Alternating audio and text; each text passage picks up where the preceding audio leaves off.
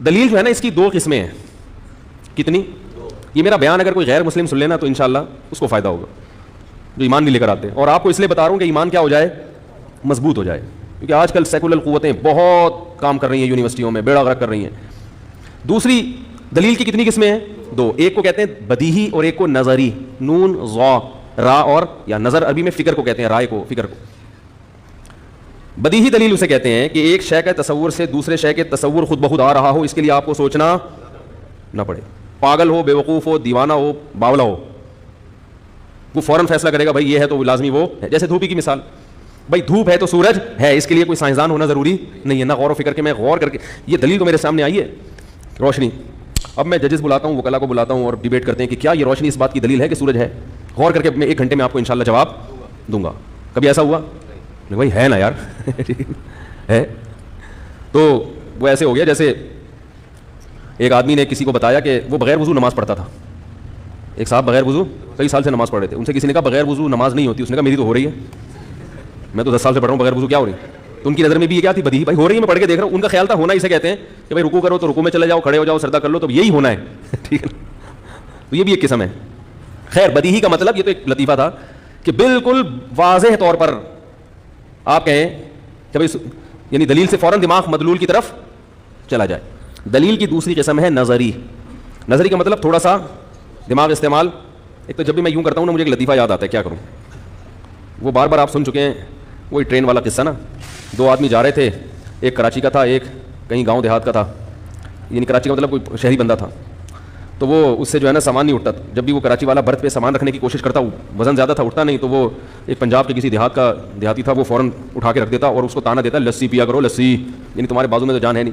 پھر کوئی چیز اٹھا کے رکھنی ہوتی, وہ کراچی والے سے اٹھتی نہیں, پھر وہ کہتا لسی پیا کرو, اٹھا کے رکھ دیتا ہو لسی پیو, تانے بار بار نا ہر چیز پہ تانے. اب اس کو یہ شاطر دماغ نا اس کو بہت بےزتی ہو گئی ہے. تو اس نے اس سے کہا, ایک ایسی نا ڈرامہ کرنے لگا کہ یہ ویٹ نہیں اٹھ رہا مجھ سے. تو اس نے اٹھا لیا, کہاں رکھنا ہے, تو ٹرین نہیں کھینچتے ہیں زنجیر, تو ٹرین رک جاتی, کہاں ادھر لٹکا دو. اس نے لٹکا دیا اور پھر تانا دیا لسی پیا کرو لسی. ٹرین رک گئی, گارڈ آیا, جرمانہ. بھائی کس نے روکی؟ ابھی اس نے روکی ہے جو لسی والا ہے نا. جرمانہ لیا, وہ چلا گیا. اب یہ کراچی والا اسے کہہ رہا ہے چائے پیا کرو چائے. ہر چیز جو ہے نا یہ دونوں سے نہیں ہوتی, کبھی کبھی تھوڑا دماغ بھی استعمال کرنا پڑتا ہے. جیسے چائے سے دماغ تیز نہیں ہوتا, یہ ذہن میں رکھیں. تو بدیہی کسے ایک تو ہوتا ہے بدیہی اور ایک ہوتی ہے نظری. نظری کا مطلب یہ, تو میں یہ جب کر رہا تھا نا تو مجھے دماغ وہاں جا رہا تھا وہ لطیفے کی طرف. نظری کا مطلب وہ دلیل جو 100% مدلول کی طرف لے کر جائے, 100%, لیکن اس میں تھوڑا سا سوچنا پڑتا ہے, غور کرنا پڑتا ہے. غور کیے بغیر آپ وہاں تک نہیں پہنچ سکتے. جیسے اللہ کا وجود یا اللہ کی توحید, یہ دلیل نظری ہے بدیہی کی طرح, مگر حقیقت میں کیا ہے؟ نظری. اس میں تھوڑا سوچنا پڑتا ہے, تبھی امتحان ہے.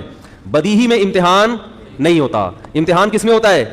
نظری میں. تبھی قرآن جگہ جگہ کہہ رہا ہے ان فی خلق السماوات والارض واختلاف اللیل والنہار لآیات لأولی الالباب الذین یتفکرون فی خلق السماوات والارض.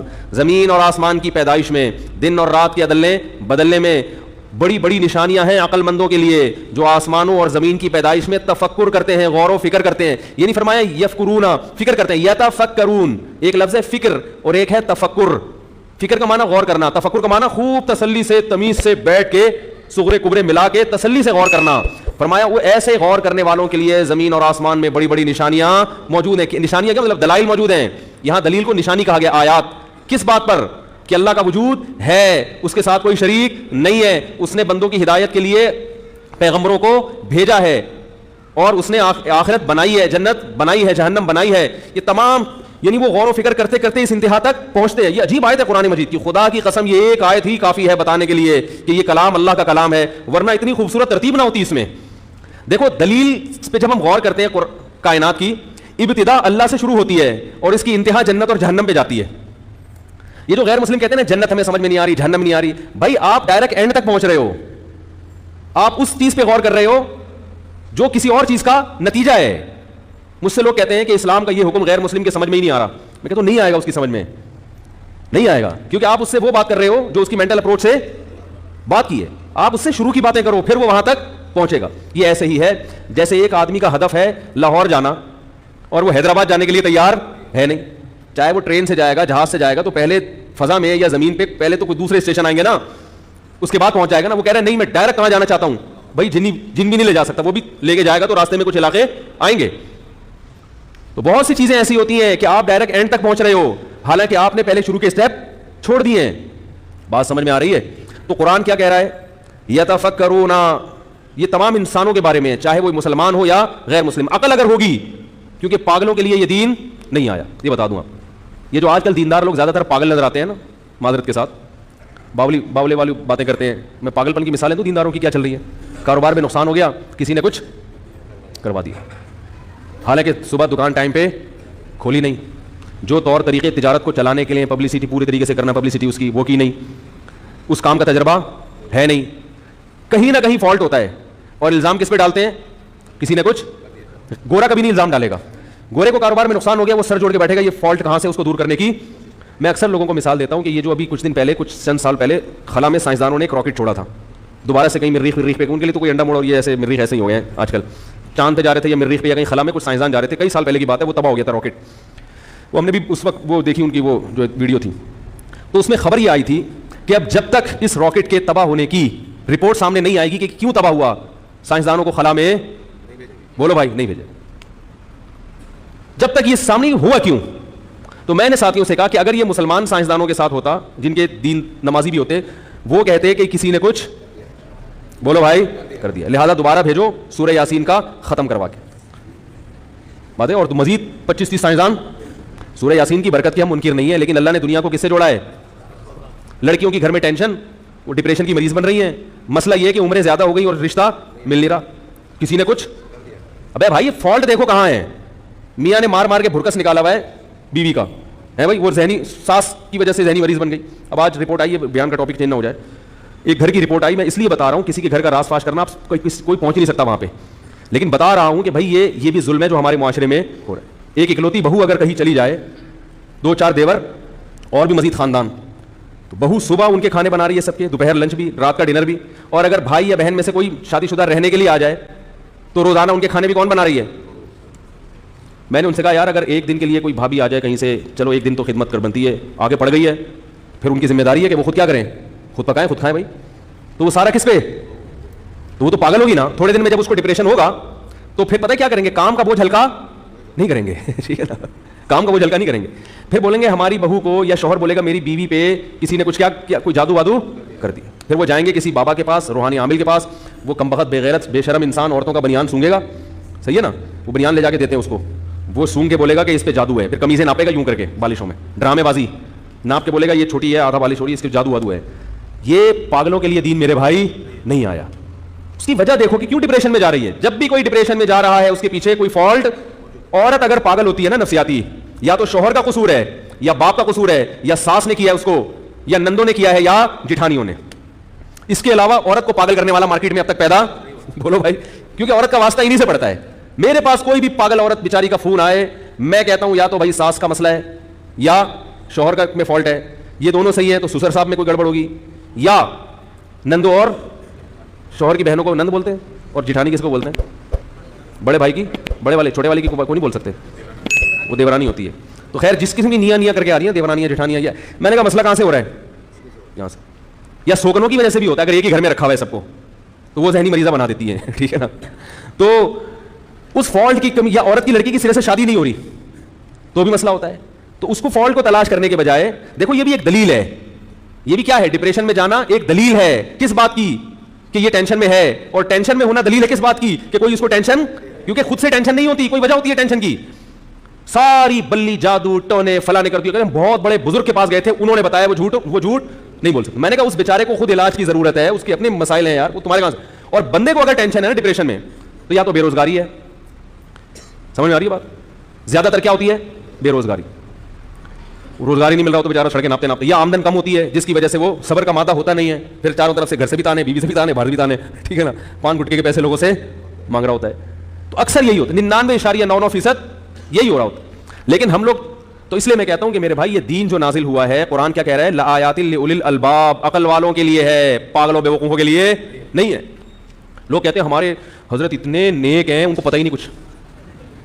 ان کو تو ہمارے حضرت جو تھے نا بڑے ذہین تھے، وہ فرمایا کرتے تھے جس بزرگ کے بارے میں لوگ یہ کہنا اتنا نیک ہے اس بیچارے کو پتہ ہی نہیں، سمجھ لو کہ وہ نیک نہیں ہے، کیا ہے؟ پاگل ہے.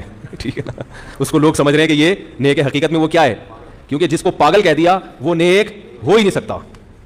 جس کو پاگل کہہ دیا نہیں ہو سکتا. وہ کچھ بھی ہو سکتا, میں نہیں کہہ رہا وہ گناہگار ہے, لیکن وہ نیک نہیں ہو سکتا. نیک ہونے کے لیے دماغ کا ہونا, ہاں پھر یعنی عقل مند ہونا ضروری. پھر عقل مندوں کی دو قسمیں ہیں, کچھ بڑے ڈیڑھ ہوشیار بن کے بے دینی کی طرف جاتے ہیں, کچھ دین کی طرف آتے ہیں. لیکن عقل کا ہونا, اگر عقل نہیں ہے تو آپ پھر روحانی تعویذ گنڈے فلیتے پلیتے ان میں زندگی برباد کرو, اور انہی لوگوں سے اصلاحی تعلق بھی قائم کرو, انہی کو بکرے شکرے بھی دے دیا کرو, دمبے بھی انہی کو کاٹ کے دیا کرو, اور زندگی انہی میں کیا کر دو, برباد. حاصل ہونے والا کچھ بھی نہیں ہے, کچھ بھی حاصل نہیں ہونے والا.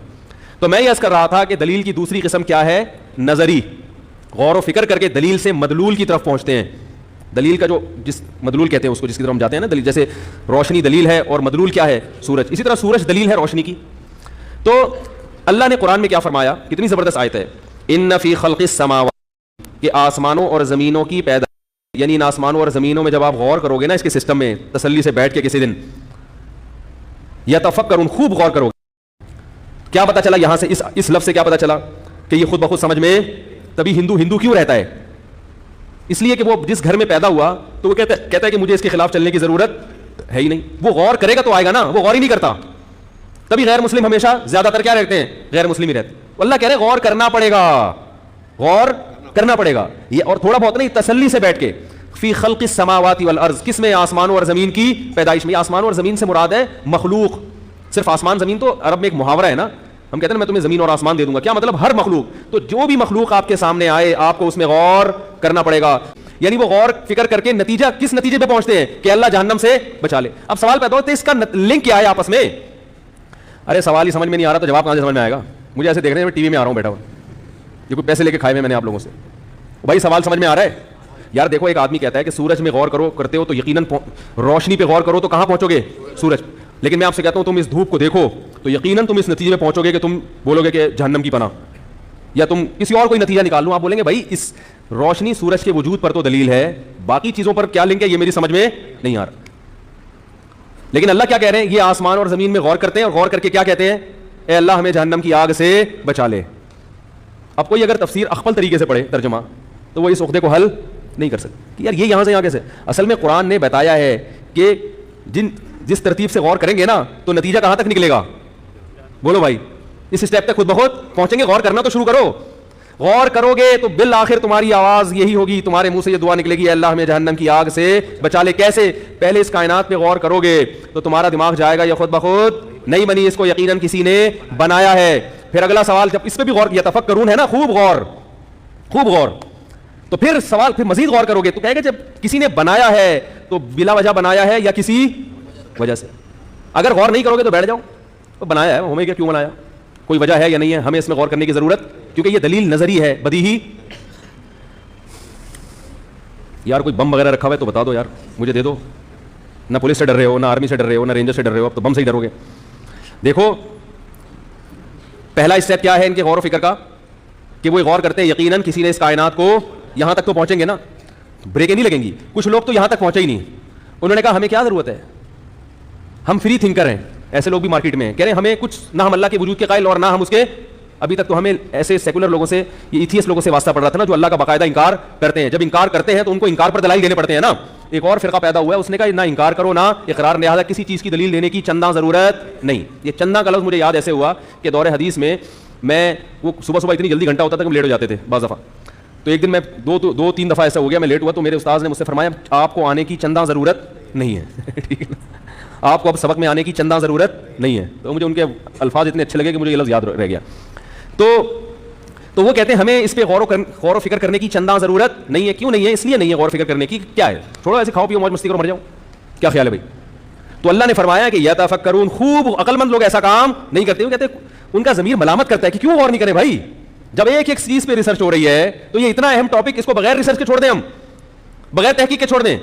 ایک ایک چیز پہ آپ کو کوئی گولی لا کے پکڑا دے, کھا لو, آپ کھا لو گے, تحقیق کرو گے, تحقیق کرو گے کہ یہ میرے لیے نقصان دہ تو نہیں ہے, اس کے دوا کا نام کیا, کس ڈاکٹر نے لکھا, ہر چیز پہ کیا ہو رہی ہے, ریسرچ. اور اتنا اہم ٹاپک اس پر انسان نے ریسرچ کرنا چھوڑ دی. ضمیر ملامت کرتا ہے انسان کا, لیکن وہ ضمیر کی آواز پر لبیک نہیں کہتا, وہ خواہشات نفسانیہ کا غلام بنتا ہے. وہ کہتا ہے اگر میں نے ایک اسٹیپ پہ غور کیا تو پھر اگلا اسٹیپ بھی مجھے سوچنا پڑے گا. تو کچھ لوگ تو یہی رک جاتے ہیں, کچھ غور کرتے ہیں, کہتے ہیں ہاں بھائی کوئی بنانے والا ہے, لیکن اب سوال پیدا ہوتا ہے اس نے اس کائنات کو کیوں بنایا, اس اسٹیپ پہ غور کرنے کی کوشش نہیں. کہتے ہیں ہمیں کیا, جو بنایا وہ ہے کوئی ذات.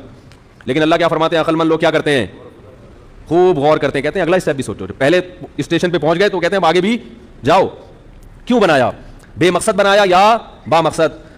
پھر وہ غور کر کے اس نتیجے پہ پہنچتے ہیں کہ اتنا طاقتور بادشاہ جس نے اتنا زبردست نظام عالم بنایا ہو, بے مقصد نہیں ہو سکتا. ہم چھوٹا سا کوئی کام کرتے ہیں, اس کی کوئی نہ کوئی ریزن ہوتی ہے, اور خالق کائنات اس کائنات کو بنائے گا ویسے ہی ہے بھائی, وہ ویسے ہی بنا دیا, جو مرضی کرتے رہو, ختم کر دوں گا, ختم ہو جائے گا, کھیل تماشا ہو گیا. کیا خیال ہے بھائی؟ تو اللہ فرماتے ہیں کہ وہ پھر اس سے آگے بھی کیا کرتے ہیں, غور کرتے ہیں. یقیناً کوئی مقصد ہے, تو وہ مقصد ہے کیا؟ انہی کی فہرست میں داخل ہو کر ہماری موت واقع ہو. کیسی پیاری دعا ہے دیکھو, یہ غور و فکر کر کے یہاں تک پہنچتے ہیں, اور یہ جو روحانی ٹوپی ڈراموں میں لگے گا وہ یہاں تک قیامت تک پہنچے گا ہی. وہ اس میں سینس ہی نہیں ہے نا. سینس ہوتی تو بنیان سکھانے جاتا, وہاں پجامہ لے کے جاتا اس کے پاس ہے بھائی. کسی کو اپنا کوئی پجامہ دے رہا ہے, کوئی اپنی کرتا دے رہا ہے, کسی کو جا کے کوئی قمیض دے رہا ہے, کسی کو ناڑا دے رہا ہے, اس کو ناپ کے دیکھو بھائی. ربنا اننا سمعنا مناديا ينادي للايمان ان امنوا بربكم فآمنا ربنا فاغفر لنا ذنوبنا وكفر عنا سيئاتنا وتوفنا مع الابرار. یہ تو جہنم سے پناہ ہو گئی اور مغفرت کی دعا. اب چونکہ جنت کی لالچ بھی ہے, ربنا وآتنا ما وعدتنا, اے اللہ تو نے پیغمبروں کی زبان سے جس جنت کا وعدہ کیا ہے. کیسے عجیب, یہاں تک جنت تک ہم غور و فکر کر کے نہیں پہنچے. غور و فکر کر کے تو یہاں تک پہنچے کہ کوئی جزا ہے, لیکن اتنی خوبصورت جزا جنت کی شکل میں, یہ ہمیں کس نے بتایا؟ پیغمبروں نے. کیونکہ یہ دلیل عقلی سے نہیں سمجھ میں آتی, یہ نقل سے آتی ہے سمجھ میں.